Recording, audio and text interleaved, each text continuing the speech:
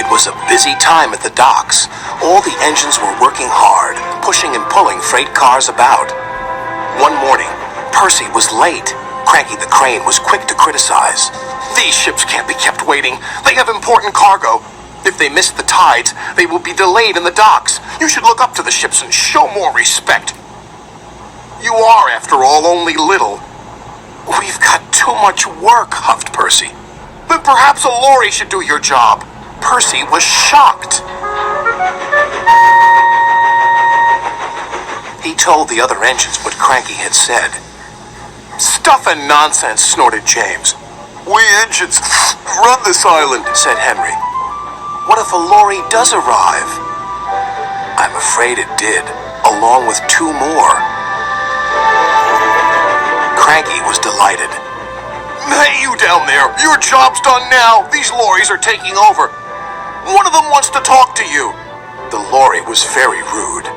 What's that steaming lump of scrap iron doing here? Be off with you! Scrap iron? Steaming scrap iron? Ha! A little later, Percy met Thomas and James. Another lorry was being rude to them. Then he saw Percy. Oh, look, it's a little green goblin on wheels. You'll be scrapped. Just you wait and see. Well, bust my boiler. What a horrid lorry, exclaimed Thomas. Despicable, agreed James. The next engine to meet a lorry was Toby. Well. No wonder this railway's a mess. You belong in a museum, not working in a quarry. I might look old, but I'm very useful. Useful? Pah! Replied the lorry.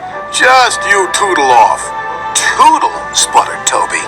Come along, Toby, interrupted his driver. Don't bother to argue with him. We'll go to the flour mill instead.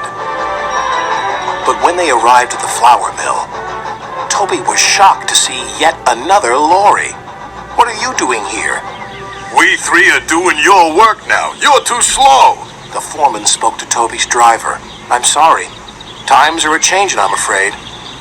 Toby might be old, replied his driver, but he's reliable. Come on, Toby. We'll go to the farms. They'll still use us. Toby trundled sadly away. His railway ran through a narrow gorge, but vehicles had to tackle a steep and dangerous road. When Toby arrived, he saw the lorry from the quarry again. It was loaded with rock. That lorry's in trouble, thought Toby. And he was.